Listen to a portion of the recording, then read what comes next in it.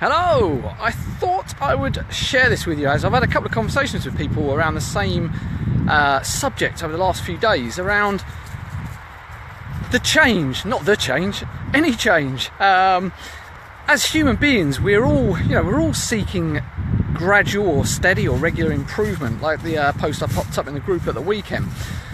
But what is it that actually stops, first off, the what you want to change? Well, no matter what it is, whether it's one single thing or an accumulation of things, whether it is feeling you're doing too much at work, you're being loaded with too much work and you maybe need to say no a bit more, or dog, Nero, come up. No, it doesn't listen to me either if he goes.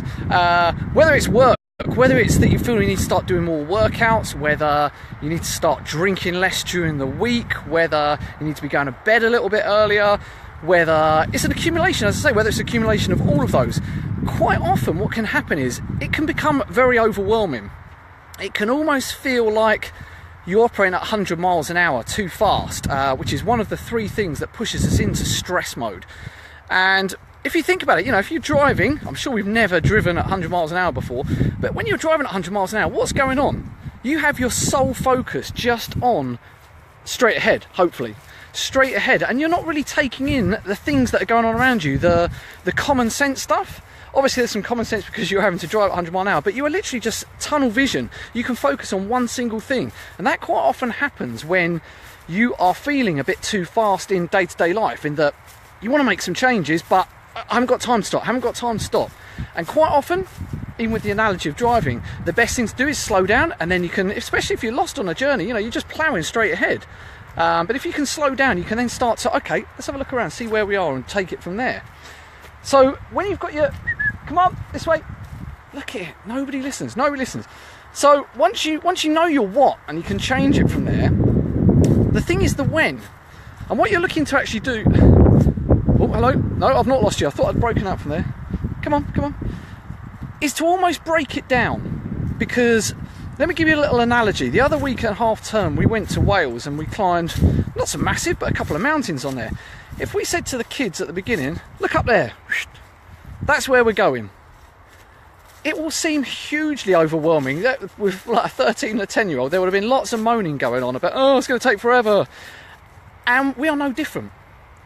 When we look at something, we tend to look straight ahead into the distance of what we're actually going to try and achieve, or where we might want to be, even if we've not physically nailed down what it is we want. We might know, I want to lose a bit of weight, or I need to go to bed earlier, but we've not nailed down exactly what we're going to do.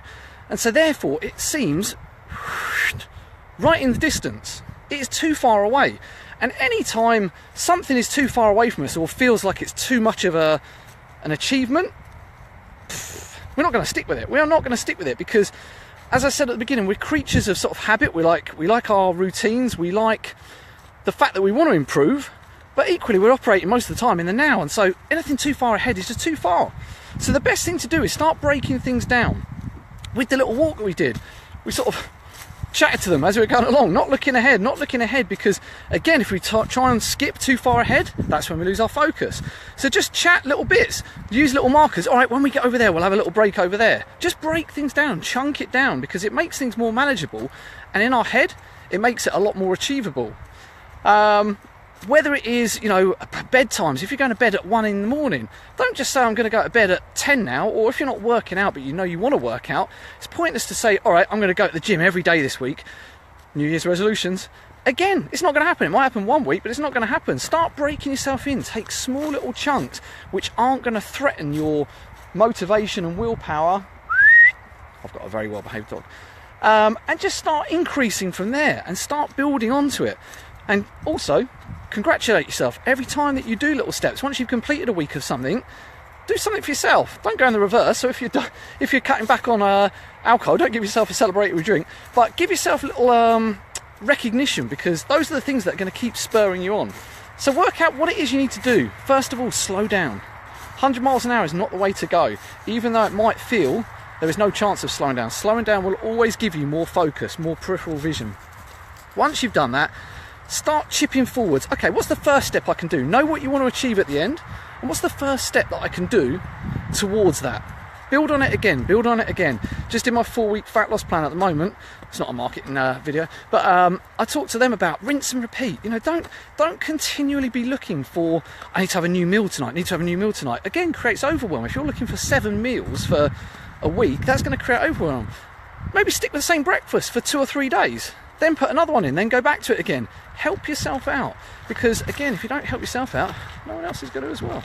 But there you go, hope that helps, and let me know if you're trying to work on something, and I'll gladly give you some help. I'm going to reel my dog in and hopefully get him back to the car. Speak to you later, have a good day.